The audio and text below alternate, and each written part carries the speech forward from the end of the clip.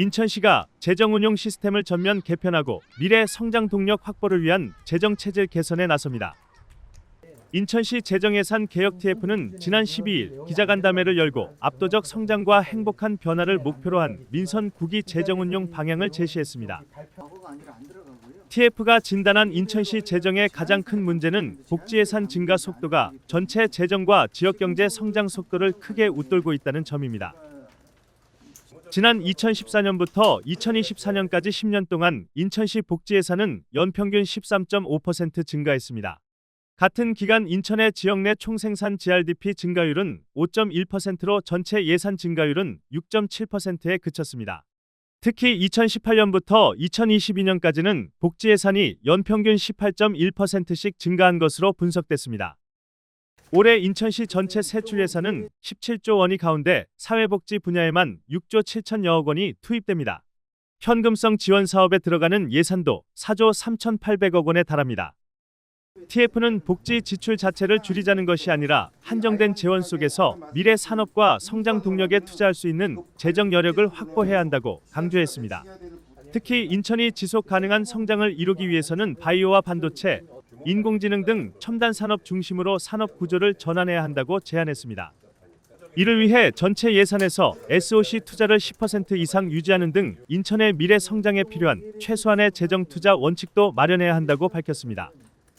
인천은 지금 성장하는 도시잖아요. 인구가 늘어나고 있고 도시 공간도 확대하고 있고 이러고 있는데 그런 것에 관련된 SOC라든가 기간 인프라라든가 이런 것들에 대해서 우리가 균형을 어느 정도로 잡아야 되는가라고 하는 부분이 세워놓지 않았던 거죠. 그러다 보니까는 이제 복지 예산은 거의 2배 가까이 지금 포션이 한 40% 정도 되는 것으로 10년 사이에 전체 예산 대비 포션이 20에서 40% 정도로 늘었습니다.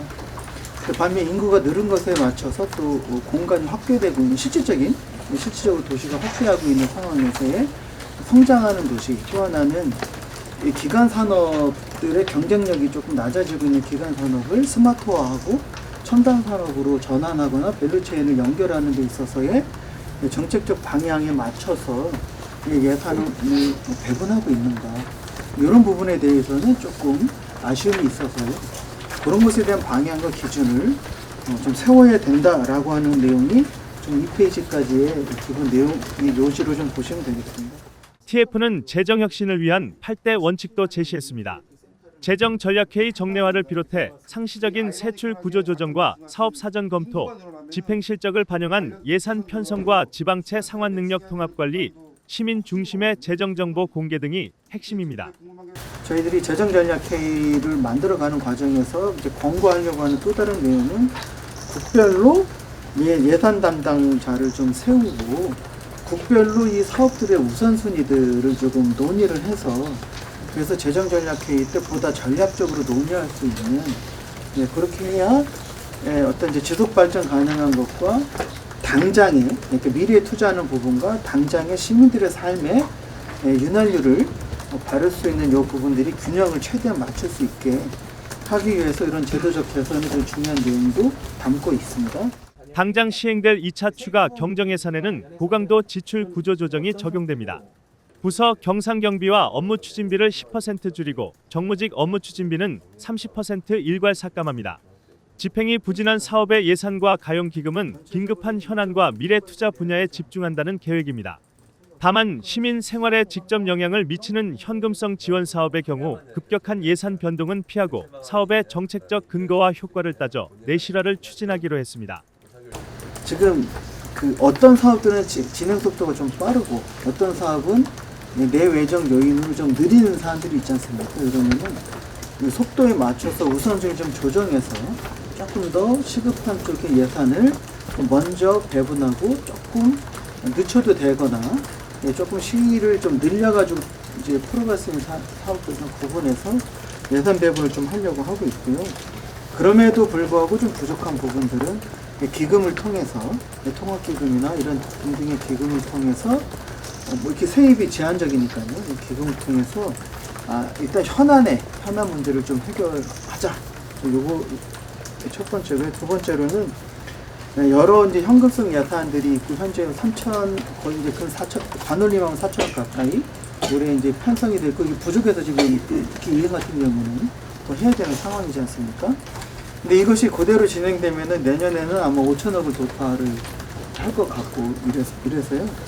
27년도의 현금성 예산에 대해서는 아까 말씀드린 것처럼 다음 보고 드릴 때 구체적인 좀 의견을 올리겠다라는 거고, 당면에서는 26년도에 진행되었던 사업들을 최대한 유지를 하게끔 하려고 하자라는 게 권고 아닙니다. 그러니까 갑자기 이제 끊었을 경우에 시민들의 혼란이 발생할 수도 있고, 담당 부서에서들도 혼란이 있을 수밖에 없어서 그 부분에 대해서는 일단 민선 8기가 진행해왔던 내용들에 대해서는 최대한 지킨다. 그래서 혼란이나 최소화하게 하자. 이런 거고요. 재정혁신과 함께 민간 금융권과의 협력도 강화됩니다. 인천시는 하나금융그룹과 역대 최대 규모의 동반성장 업무 협약을 체결하고 신성장 동력 핵심 분야인 ABC 플러스 2 산업 육성에 힘을 모으기로 했습니다. 인천시와 하나증권, 하나은행은 2천억 원 규모의 인천 유니콘 펀드를 조성해 지역 유망 기업에 집중 투자할 예정입니다. 또 기술보증기금과 하나은행은 인천 소재 ABC 플러스 2 관련 기업을 대상으로 1,500억 원 규모의 우대금리와 기술보증을 지원합니다. 기본 방향성은 두 개인데요. 하나는 앞서 말씀드린 것처럼 미래 그리고 지속 발전 가능하기 위한 미래 투자의 영역이 있습니다.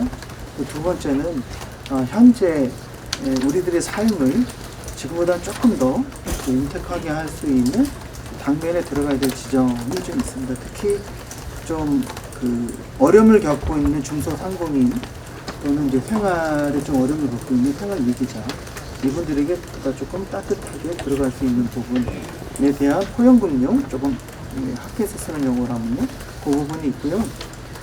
그 미래 투자 관련해서는 그 유니콘 펀드로 저희는 좀 명칭을 정했고요. 그 취지는 그 인큐베이팅을 넘어서 인천에서 유니콘 기업이 아직 나온 적이 없다고 하는데, 그 유니콘으로 성장할 수 있는 기업들을 만들어가기 위해서 이제 2천억을 조성해서 조만간 이제 집행이 들어간다는 거고요. 요거는 재간적 펀드 방식이기 때문에 플러스 알파가 붙을 수 있다. 이거고요. 또 하나 특징은 공공이 조성한 펀드는 법으로 인천에 쓸 수 있는 게 매우 제한적인데, 요거는 100% 인천 지역에 쓸 거다.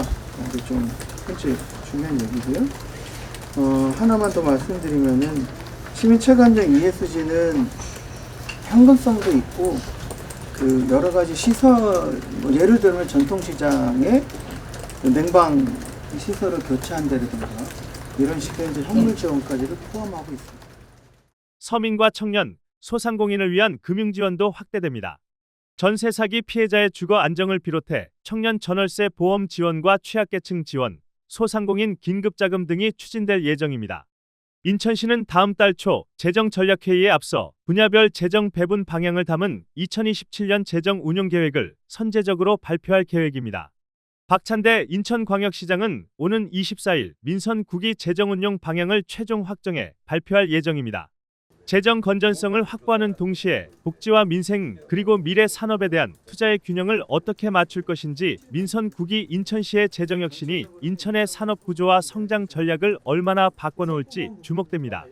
UBS 인천입니다. Worry Broadcasting System, Incheon.